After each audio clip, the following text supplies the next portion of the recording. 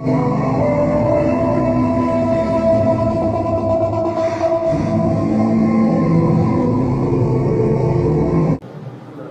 گرامی وقار، آج ہم جس دور میں زندگی گزار رہے ہیں یہ قیامت سے قریب کے دن ہیں، اور اس زمانے کے بارے میں اللہ کے حبیب صلی اللہ تعالیٰ علیہ وسلم کی بہت سی بشارتیں ہیں جو بالکل من عن صحیح ثابت نظر آ رہی ہیں۔ بلکہ مصطفیٰ کریم صلی اللہ علیہ وسلم نے قیامت کے آنے سے پہلے جو نشانیاں بیان فرمائی تھی وہ دو قسم، ایک بڑی نشانیاں اور ایک چھوٹی نشانیاں۔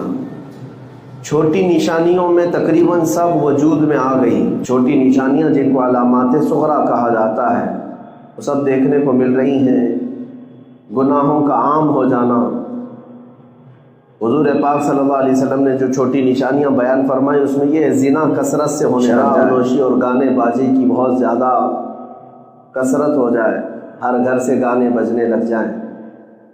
اور پھر اس کے علاوہ جو خاص علامت بتائی گئی تھی وہ یہ بھی ان تلد الامۃ ربتہا، کہ ماں اپنا سردار جنے گی۔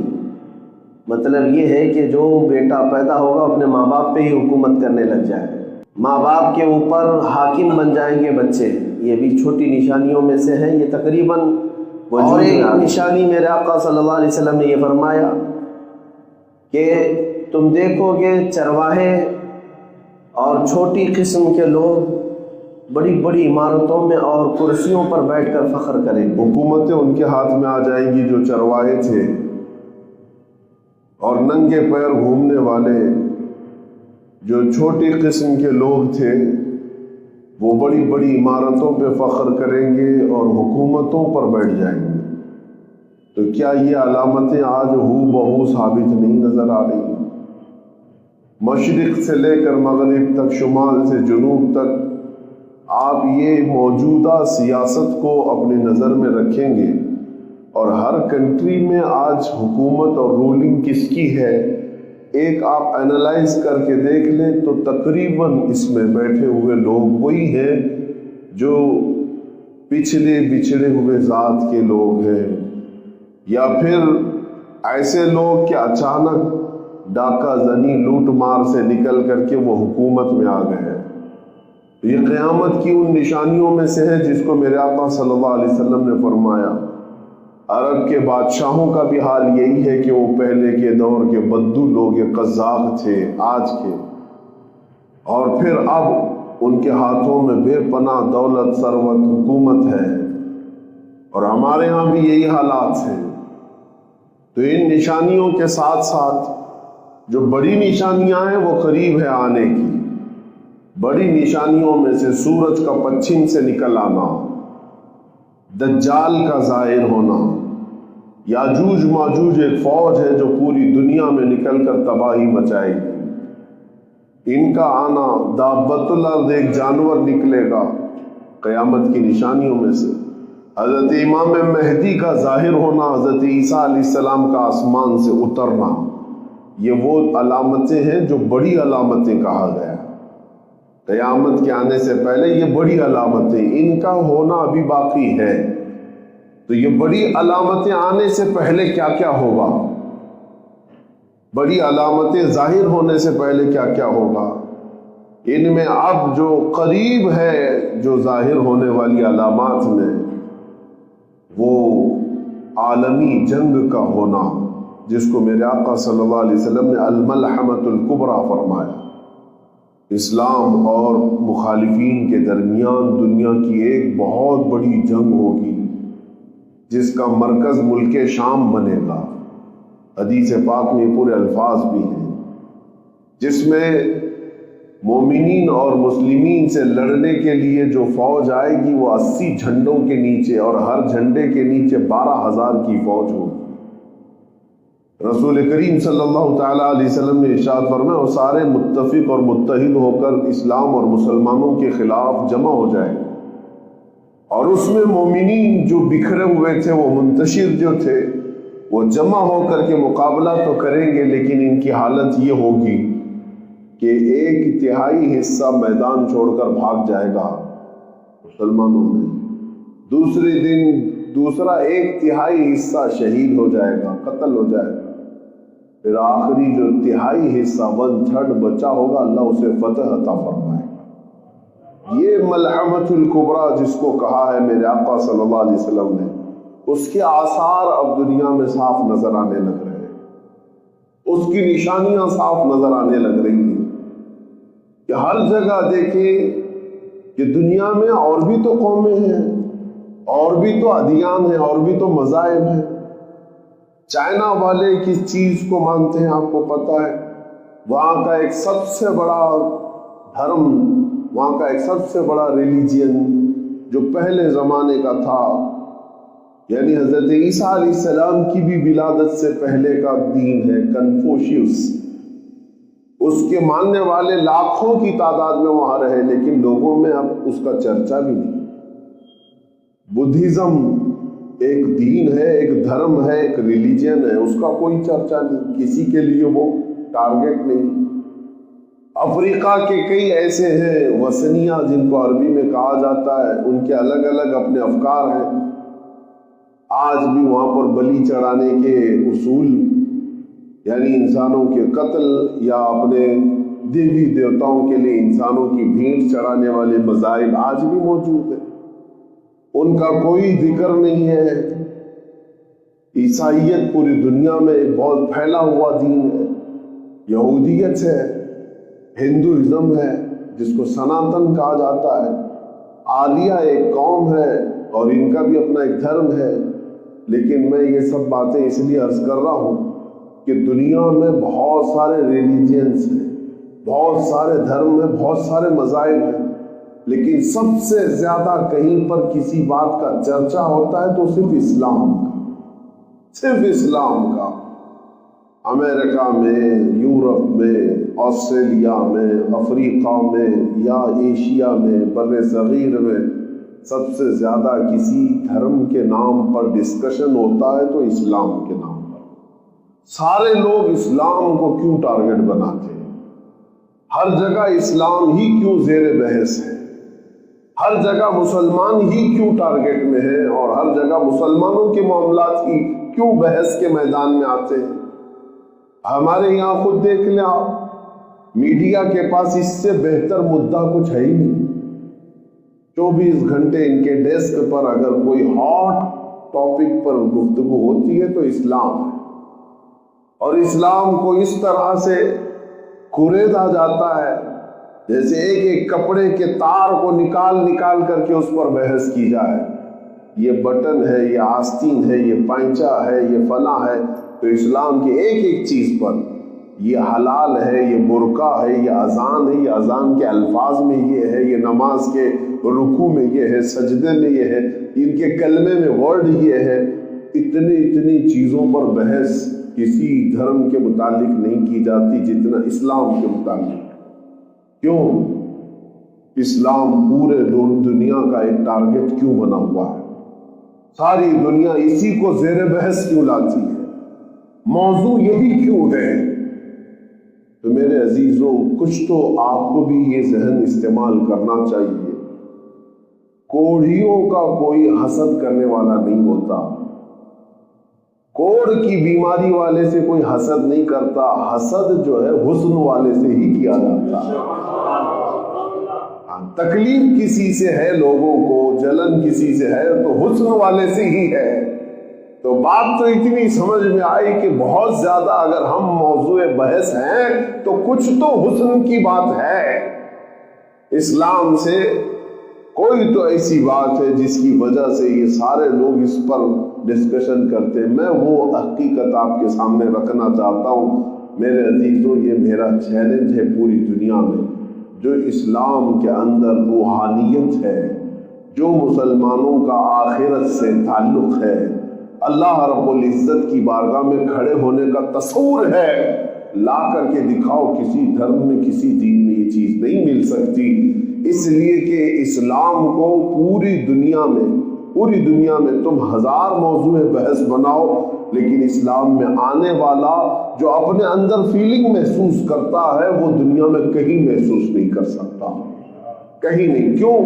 آج آپ مسجد میں آئے ہیں جمعہ کے لیے اتنی کثیر تعداد میں، مجھے بتاؤ کیا امام تمہیں گھر سے لانے گیا تھا یا مؤذن تمہارا ہاتھ پکڑ کر کے یہاں لایا ہے؟ یا کوئی ایسا بادشاہ ہے جو تمہیں ڈنڈا مار کر کے گھر سے بھیجا ہے؟ کون ہے؟ کس نے تمہیں بھیجا یہاں پر؟ لیکن جمعہ کی ادھر اذان کی آواز آتی ہے کہ دوڑے دوڑے بھاگے چلے آتے ہیں۔ یہ کون سا خوف تمہارے سینے پر ہے؟ نہ بادشاہ کا ڈر ہے، نہ امام کا ہے، نہ مؤذن کا ہے، نہ وقت کے کسی سیٹھ کا ہے۔ تم خود ہی یہ جو مسجدوں کی صفوں میں کھڑے ہوتے ہو، یہی جو تعلق باللہ ہے، اللہ سے جو تعلق ہے، یہ کہیں پر بھی مل نہیں سکتا، یہ کہیں نہیں مل سکتا۔ یہ آج بھی نہیں بلکہ ہر زمانے میں مسلمان اگر کسی بات پر متحد رہے، وہ اپنے رب ذوالجلال کے سے تعلق اور مصطفیٰ کریم کی محبت پر متحد و متفق رہے۔ اور یہی وہ طاقت ہے جس کو دنیا چاہتی ہے کہ ختم کر دیا جائے۔ یعنی ایک سروے کے مطابق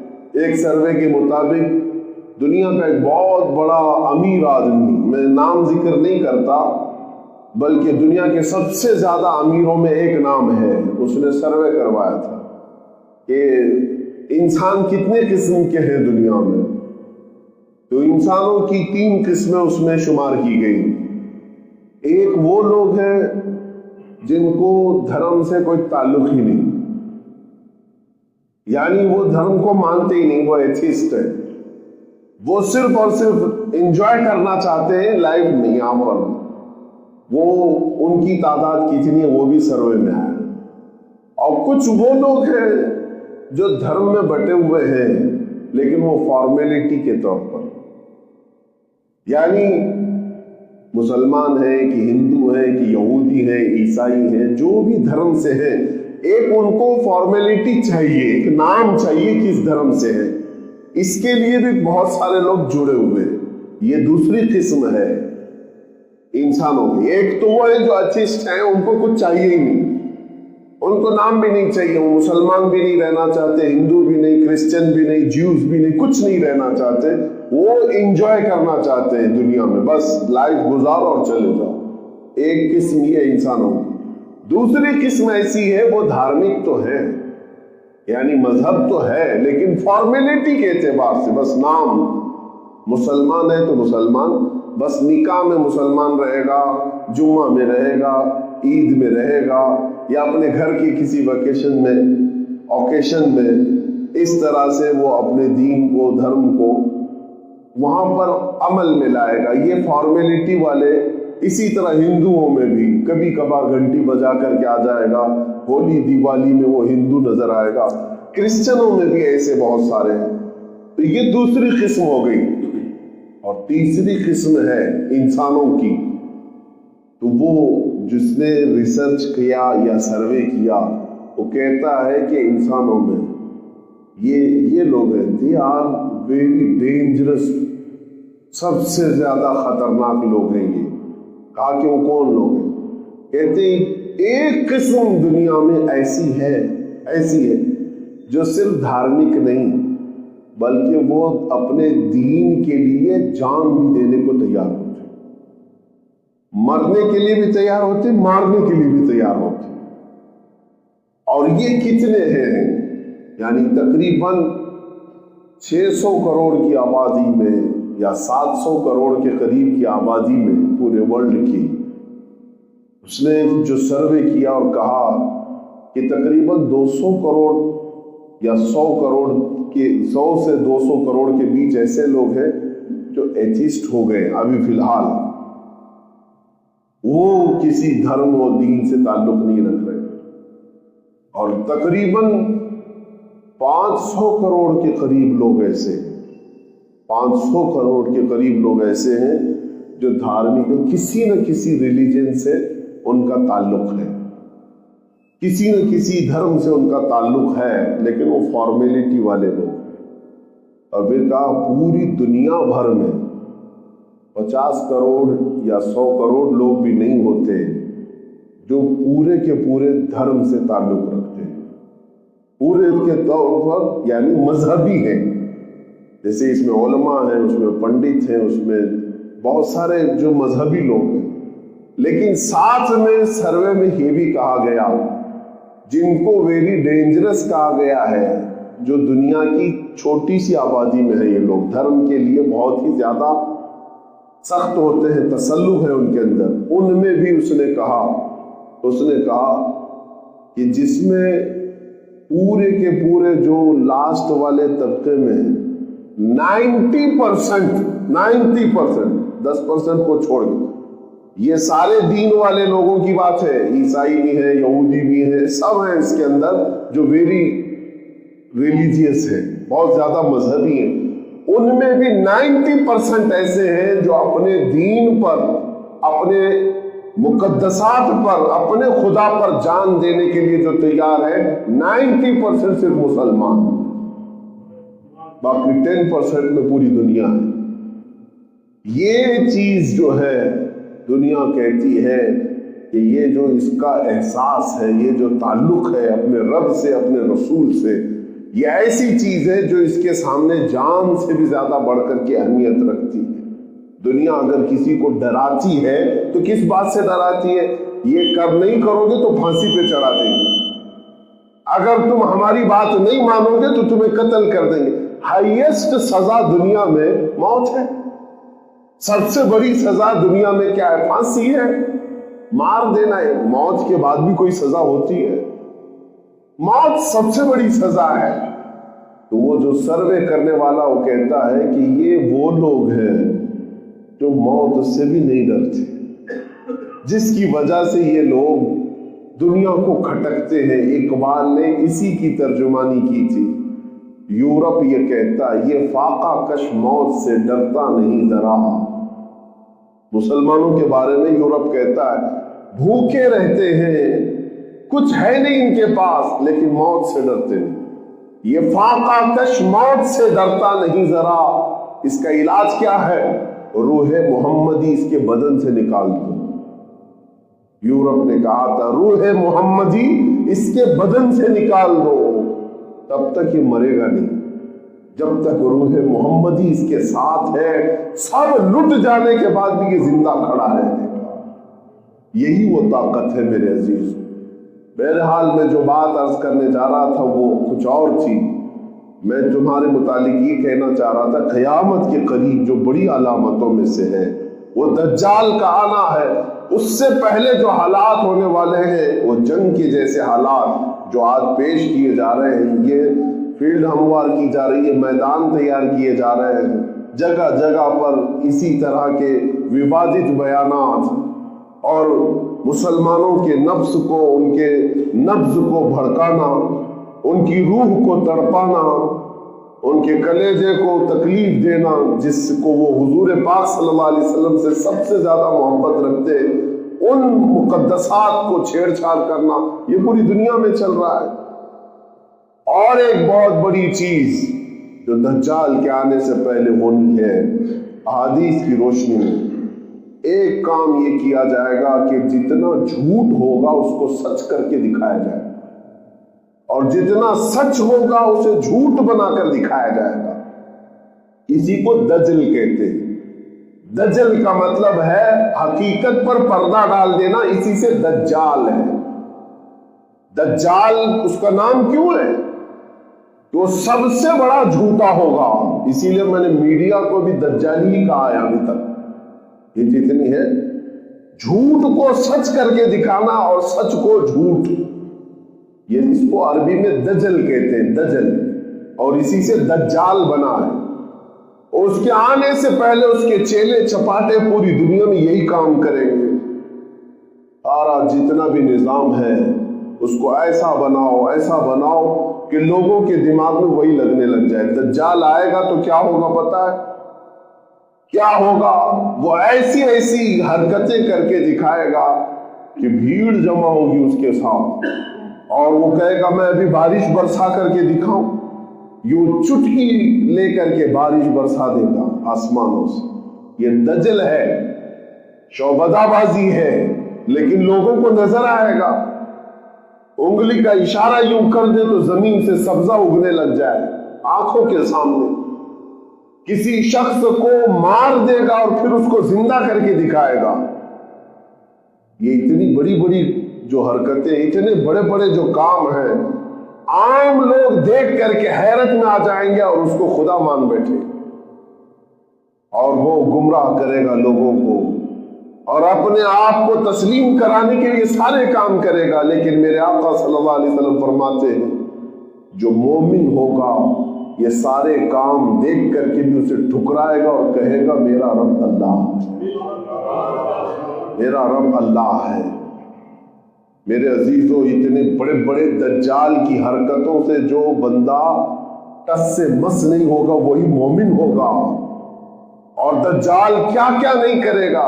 ایک بات یہ بھی بتا دوں آپ کو، آج جو حالات ہیں اس میں کچھ لوگ تماشا دیکھنے کی کوشش کرتے ہیں، کہہ رہے ہم بھی دیکھ کر کے آتے ہیں، ہو کیا رہا ہے دیکھیں گے نا ہم بھی۔ اس میں حدیث پاک میں ملتا ہے دجال جب آئے گا اور وہ کہیں اپنی شعبدہ بازی دکھا رہا ہوگا، اپنے کرتب دکھا رہا ہوگا، کچھ لوگ اپنے گھروں سے صرف یہ دیکھنے کے لیے جائیں گے اور گمراہ ہو جائیں گے، گمراہ ہو جائیں گے۔ بلکہ جب وہ آئے تو اپنے بچوں کے اندر ایمان ایسا راسخ کرو کہ ہماری آزمائش آ گئی، ہمارا امتحان آ گیا۔ اگر وہ تمہیں ایک ہاتھ میں جنت دکھاتا ہے، یہ بھی حدیث میں ہے، ایک ہاتھ میں وہ دیکھنے کے لیے کہتا ہے تو ہرے ہرے باغات، خوبصورت ندیاں، نہر، نالے سب اس کے اندر نظر آئیں گے اور کہے گا مجھے مان لو میں اس جنت میں تمہیں داخل کروں گا۔ اور جو نہ مانے اس کو ایک بائیں ہاتھ میں وہ دوزخ دکھائے گا جس میں بھڑکتی ہوئی آگ ہوگی، طرح طرح کے اس میں عذابات نظر آئیں گے، اور اس بندے سے کہے گا اگر مجھے تو نہیں مانا تو اس میں داخل کر دوں گا۔ حضور پاک صلی اللہ علیہ وسلم فرماتے ہیں اس کی جو جنت ہے وہ حقیقت میں دوزخ ہے، اور اس کی جو دوزخ ہے وہ حقیقت میں اللہ کی جنت ہے۔ اگر تجھے وہ آگ دکھائے تو ڈرنا مت، اس کی آگ کو قبول کر لے، وہ اللہ کی جنت ہے، وہ اللہ کی جنت ہے۔ تو جائے گا، تکلیف کچھ نہ ہوگی، تو امتحان میں کامیاب ہوگا اور مولا تجھے جنت عطا کرے گا، وہ حقیقت میں اللہ کی جنت ہے۔ لیکن ان باتوں کو میں آپ کے سامنے اس لیے عرض کر رہا ہوں کہ دجال کے آنے کے وقت مومنین کیسے جمع رہیں گے، کیسے آپ ڈٹے رہیں گے، یہ مجھے سمجھ میں نہیں آتا۔ ایک چھوٹے موٹے بابا کے پیچھے یہاں لوگ دین بیچ دیتے ہیں، الٹے سیدھے ڈھکوسلے بابا۔ ممبئی تو اس بارے میں بڑی مشہور ہے، کسی کو کچھ کر کے دکھا دیا، بابا کے پیچھے پڑ گئے۔ تو جب دجال آئے گا تو تب کیسے ایمان بچاؤ گے؟ یہ تمہارے لیے بہت بڑی امتحان کی گھڑی ہوگی۔ اس لیے ایک وظیفہ بھی میرے آقا نے فرمایا، جو ہر جمعہ کو سورہ کہف کی تلاوت کرے گا دجال کے فتنوں سے اللہ اسے محفوظ رکھے گا۔ 15ویں پارے کی یہ سورۃ الکہف ہر جمعہ کو میرے عزیزوں تلاوت کر لیا کرو۔ اور پھر یہ بھی حدیث میں ہے سورہ کہف کی پہلی جو 10 آیتیں ہیں، 10 آیتیں جسے یاد ہو گئی، جن کے بچوں کو اور جن کے گھروں کو، ان کو اللہ تعالیٰ دجال کے فتنے میں مبتلا نہیں کرے گا۔ اور سب سے بڑا فتنہ دنیا کا دجال کا ہے، سب سے بڑا فتنہ۔ اور میں جو بات آج عرض کر رہا ہوں اس کی وجہ یہی ہے کہ اس دجال کے آنے سے پہلے جو یہ ماحول بنا ہے، یہ سب اس بات کی طرف اشارہ کر رہا ہے کہ بہت وقت قریب آ چکا، وقت بہت قریب آ چکا۔ یہاں ظلم کو انصاف کا نام دیا جاتا ہے اور انصاف کو ظلم کا نام۔ تو یہ دجل ہے یا نہیں؟ یہ دجل ہے یا نہیں؟ مظلوموں کو ظالم بنا کر کے پیش کریں گے اور ظالموں کو مظلوم بنا کر پیش کریں گے۔ یہ دجل ہے یا نہیں؟ یہ جھوٹ، حقیقت پر پردہ ڈالنا۔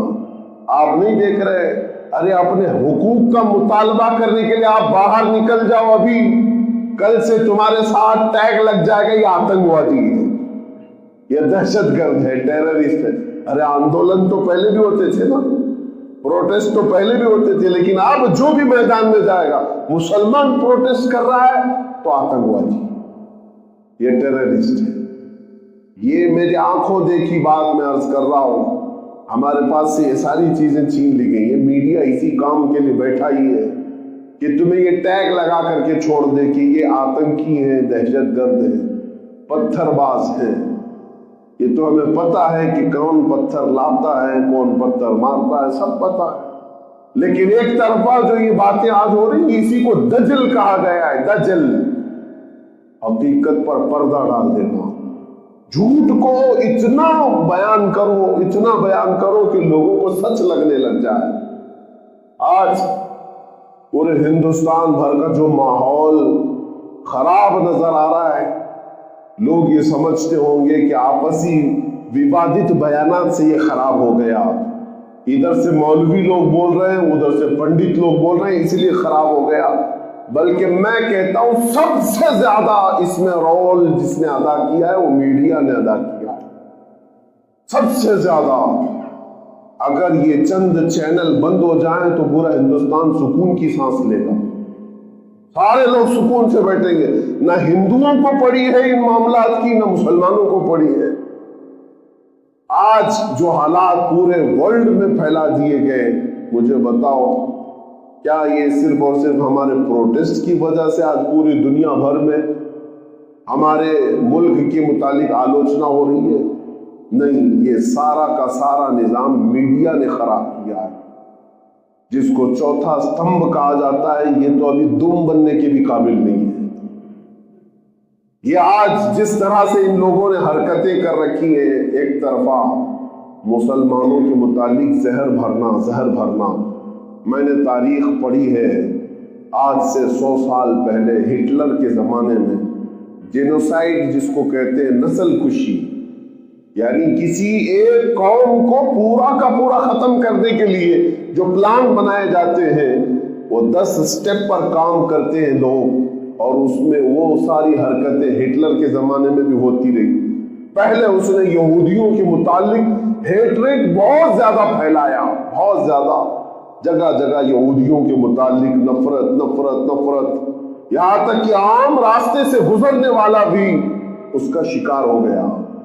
آج یہی حرکتیں ہو رہی ہیں، اتنا بولو کہ ہمارا جو ہندوستان میں رہنے والا سادہ نوجوان ہندو کیوں نہ ہو، وہ دیکھ کر کے ڈرنے لگ جائے، ارے یہ مسلمان ہے، اسی کے بارے میں تو صبح سے سن رہا تھا، کل بھی سن رہا تھا، یہ لوگ مارتے ہیں، یہ لوگ قتل کرتے ہیں، یہ لوگ آتنکی ہوتے ہیں، دہشت گرد ہوتے ہیں۔ بتاؤ ہماری اس امیج کو سب سے زیادہ کس نے خراب کیا؟ یہ صرف اور صرف میڈیا کا رول ہے۔ لوگ کیوں نہیں سمجھتے؟ آج ان گستاخوں کے خلاف تو ہم کھڑے ہیں، لیکن میں کہتا ہوں ان کی گستاخی کو پروموٹ کرنے والے سب سے زیادہ یہ دجالی میڈیا ہے۔ یہ اگر آج ہم نہیں سمجھے تو یہ سب کو سب ایسے نفرت میں، ایسے زہر میں گھول کر کے چلے جائیں گے۔ ان کا کیا ہونا ہے؟ ان کا چینل چل رہا ہے مسلمان کے نام سے، چینل چل رہا ہے مسجد کے نام پر، چینل چل رہا ہے ہمارے مینار، ہمارے گنبد کے نام پر۔ دیکھو آپ، ان کی ساری روزی روٹی مسلمانوں کے نام پر ہی چل رہی ہے۔ یہ چھوڑے تو دوسرا مدعا نہیں ہے، یہ دجل ہے۔ مجھے یہ بات سمجھ میں نہیں آتی، جو حکومت سب کا ساتھ سب کا وکاس کی بات کرتی ہو، یا ڈپارٹمنٹ امن کی بحالی کے لیے ہمیں مشورے دینے آتی ہے کہ مولانا امن قائم رکھو، فساد نہ ہونے پائے، فتنہ نہ ہونے پائے، تو کیا ان کو یہ ساری باتیں نظر نہیں آ رہی ہے؟ میڈیا میں بیٹھے ہوئے لوگ اتنا زہر کیوں پھیلاتے ہیں؟ آپ نے کبھی محسوس کیا کہ انہوں نے چینل میں اپنے وہ بھی چیزیں چلائی، میں ایکس مسلم کیوں بنا؟ ایک پورا شو چلایا جا رہا ہے۔ جو اسلام چھوڑ کر کے گئے ہوئے لوگ ہیں، ایسے ایتھسٹ، ایسے مرتد، ان کو ہاٹ سیٹ پر بٹھا کر کے ان کے ساتھ انٹرویو لیا جاتا ہے۔ آپ نے اسلام کیوں چھوڑا؟ آپ اسلام میں کیا کیا برائیاں دیکھتے تھے؟ یہ بھی کوئی نیوز ہے؟ یہ بھی کوئی چیزیں ہیں؟ یہ ہیٹریٹ پھیلانے کا طریقہ ہے۔ کیا آج تک ان نیوز چینلز پہ آپ نے دیکھا کہ کوئی کرسچینٹی سے بدل کر ہندوازم کو قبول کیا ہو، اس کو لا کر کے مہمان بنایا گیا ہو؟ یا ہندو اپنے دھرم کو چھوڑ کر کے کرسچن بن گیا ہو، اس سے پوچھا گیا ہو کہ آپ نے ہندو کیوں، یہ سناتن دھرم کیوں چھوڑ دیا، ہندوازم سے کیوں چھٹکارا لے لیا؟ کبھی پوچھا گیا نہیں۔ एक्स मुस्लिम क्यों बना, इस पर तो पूरे डिबेट चल रहे हैं पूरे चैनल पे, सारे के सारे ये लोग तमाशा क्या बनाए। अजीजान गिरामी वक़ार, ये बातें हमें साफ नजर आ रही। मैं बोलता हूं तो सिर्फ इसलिए कि मैंने एक हदीस ये भी सुनी है कि दज्जाल आएगा ना हदीस पाक में, लेकिन उसके आने के मुतालिक ये फरमाया गया जब तक उलमा दज्जाल के बारे में बोलते रहेंगे दज्जाल नहीं आएगा। ये बात भी समझ लीजिए आप। जब उसके बारे में जिक्र करना लोग छोड़ देंगे, भूल चुके होंगे, तब दज्जाल आएगा। लोग भूल चुके होंगे। आज तो तकरीबन ऐसा हो गया है कि इस मौजू पर बयान भी नहीं किए जाते। दज्जाल के दजल और उसके झूठ, उसके फरेब को जिस तरह से आज प्रोमोट किया जा रहा है, इसके बारे में बयान भी नहीं किया जाता। मैंने रिवायत में पढ़ा है कि जब लोग भूल चुके होंगे, उसका जिक्र भी नहीं चल रहा होगा, उस वक्त वो दज्जाल आ जाएगा। मैं इसीलिए बार बार जिक्र करता हूं कि मौला हमारी जिंदगी में वो फितना ना आए, हमें उस फितने में मुब्तला ना करे। इसलिए कि हुजूर पाक दुआ करते थे, अल्लाहुम्मा इन अरदत फितनतम बिइबादिका फक़बिदना गैर मफ्तूनीन। ऐ मौला, अगर तू अपने बंदों में आजमाइश का इरादा कर ले, हुजूर की दुआ है, अगर तू आजमाने का इरादा कर लिया है अपने बंदों से, तो मौला उस आजमाइश से पहले तू मुझे मौत अता फरमा दे, उस आजमाइश में उतरने से पहले हमें तू उठा ले। जब हुजूर ये दुआ करते थे तो हम कैसे ना करें। इसलिए मेरे अजीजों, आज जिस तरह के ये माहौल पैदा किए गए हैं, ये हमारा इम्तिहान तो है, हमारी आजमाइश है। लेकिन मैं आज जितनी भी बातें कहा हूं, ये सब कान खोल करके सुन लेंगे। मैं आपको ये बातें सिर्फ इतनी नहीं कि आप हाजिरीन सुन रहे हैं, दूर तक भी ये लोग सुनते हैं। मैं भरपूर मजम्मत करता हूं इस हेट रेट फैलाने वाले दज्जाली मीडिया का कि जी तुम लोगों ने पूरे देश के माहौल को खराब कर रखा है, सबके अमन को गारत कर रखा है। किसी को इतनी जरूरत नहीं थी कि मस्जिद के मामले पर, मंदिर के मामले पर इतने विवाद खड़े कर दिए जाए। यहाँ पर आज लोगों के जॉब का मसला है, रोजी रोटी का मसला है, महंगाई का मसला है, लोग अपने अपने दुकानों में जूझ रहे हैं, कर्जों में कितने लोग परेशान हैं। इनके मदावा करने वाला कोई नहीं, इनके मुतालिक पूछने वाला कोई नहीं।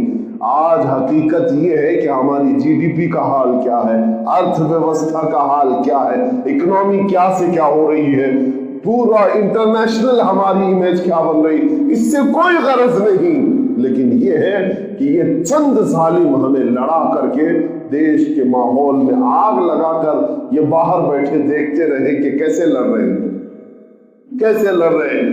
पत्थरबाजी आम लोग करते रहे और ये वहां बैठ करके देखते रहे। ये तमाम हालात मैं तमाम देशवासियों से भी कहूंगा कि आज समझ जाओ, यह हमारा वतन अजीज है जिसको हमारे पुरखों ने अपने खून से सींचा। तुम्हें पता भी है कि इस देश के लिए कितनी कुर्बानियां हुई हैं, सबों की हुई हैं, सबों की कुर्बानियां। 1 लाख से ज्यादा लोग कत्ल हो चुके हैं, 1.5 लाख के करीब आजाद कराने के लिए इस भारत को कितनी जानें गई हैं।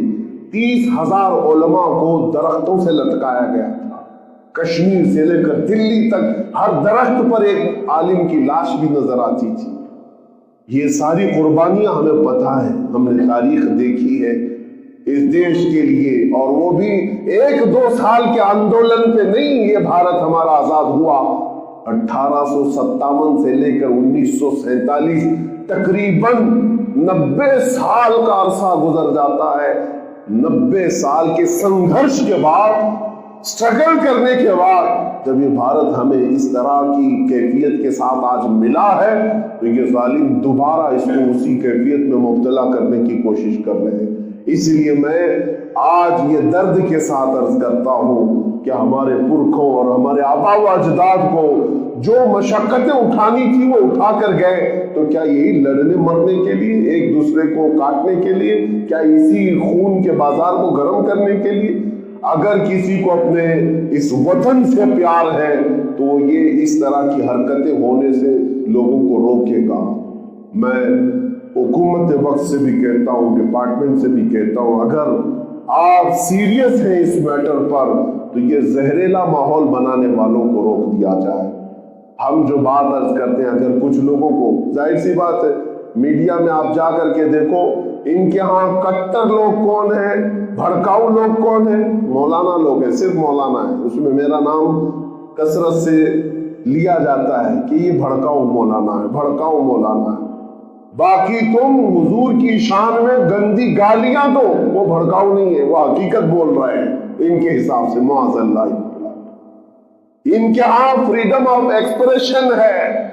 حضور کو گالیاں دو, قرآن کو گالیاں دو, اللہ کو گالیاں دو, اسلام کو گالیاں دو, یہ سب فریڈم ہے. اور ہم ڈیفنس میں کچھ بات کریں تو یہ بھڑکاؤ. یہی تو دجالی نظام ہے, یہی تو مظلوم کو تم ظالم بنا کر پیش کر رہے ہو اور ظالموں کو حق کی آواز اٹھانے والا کہہ رہے ہو جو ظالم ہے. ایک بات میں آپ کو بتاؤں, اتنے زمانے میں میری تقریریں سننے والے لوگ بھی موجود ہیں, ہمارے پاس بھی اسٹڈی ہے, ہم بھی کئی دھرم اور کئی ادیان, کئی ریلیجین کو پڑھے ہوئے ہیں. ہم نے کبھی وہ تاریخ اٹھا کر کے آج تک رکھی نہیں کہ تاریخ میں فلاں جگہ یہ ہے, رام نے سیتا کے ساتھ کتنی عمر میں شادی کی, کرشنا نے, یہ لکشمن نے کتنی عمر میں اپنی شادیاں کی ہیں. یہ سب تاریخ ہم بھی پڑھے ہوئے ہیں, ہم بھی پڑھے ہوئے ہیں. ہر ایک کا اپنا فیتھ ہے, ہر ایک کا اپنے دھرم سے لگاؤ ہے. تو کیا ہم ان تمام چیزوں کو ڈیسک پر لے کر کے بیٹھے ہوئے؟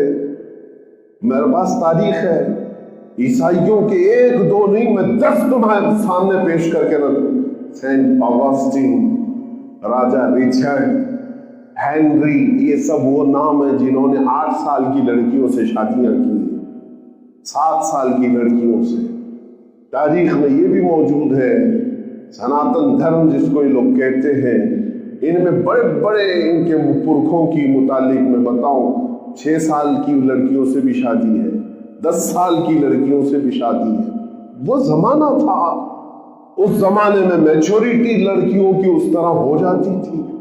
ہم نے کبھی ان تمام چیزوں پر اعتراض نہیں جتایا, لیکن یہ پوری دنیا کو بیوقوف بناتے ہیں. نبی پاک صلی اللہ تعالیٰ علیہ وسلم نے ماں عائشہ صدیقہ سے 9 سال کی عمر میں شادی کی, ایسا کر دیا, بچی سے نکاح کر لیا, بچی سے. ظالموں, تمہیں خبر کیا ہے لڑکیوں کے سائیکالوجی کو, ان کی طبیعت کو ہر زمانے میں, ہر موسم میں, ہر علاقے میں الگ الگ انداز سے ڈیفائن کیا گیا ہے. تم جس کنویں میں رہتے ہو, مینڈک جو ہے اسی کو پوری دنیا سمجھتی ہے. پتہ ہی نہیں ہے عرب کا موسم کیا ہے, عرب کا ماحول کیا ہے, امریکہ میں میچورٹی کیا ہوتی ہے, افریقہ میں میچورٹی کیا ہوتی. آج بھی فرق ہے, آج بھی. اگر آج 18 سال کی لڑکی کے لیے یہاں پر ہمارا دیش میچورٹی کا ایک سرٹیفکیٹ دیتا ہے کہ یہ شادی کے لائق لڑکی ہے, تو دوسری کنٹریز کیا پوری دنیا میں 18 سال کی عمر ہے؟ سارے ورلڈ میں 18 سال کی عمر ہے. جاؤ آج امریکہ میں, چائنا میں 21 سال کی عمر. 21 سال سے پہلے والی کو نابالغ کہتے ہیں. 21 کی اگر عمر نہیں ہے تو نابالغ ہے ان کے ہاں. اس کا مطلب یہ ہوا کہ ہندوستان کے جتنے بھی لوگ 19 سال کی لڑکی سے شادی کیے تو چائنا والوں کے نزدیک نابالغ لڑکی سے نکاح کیا.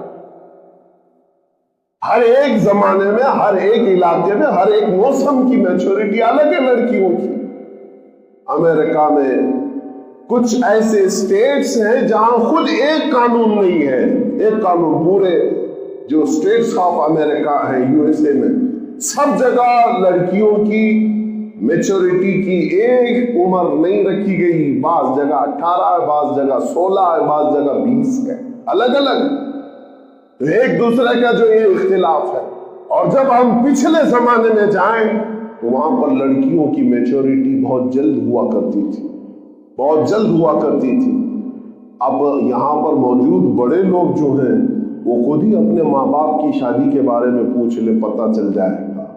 اکثر پرانے زمانے میں، ابھی کے ہمارے والدین کے زمانے میں، ہمارے دادا دادی نانا نانیوں کے زمانے میں نکاح کب ہو جاتے تھے، شادیاں کب ہو جاتی تھی، پوچھ لیں۔ آج بھی یہ رواج تھا، 14 سال کی لڑکیوں سے شادی ہو جاتی تھی۔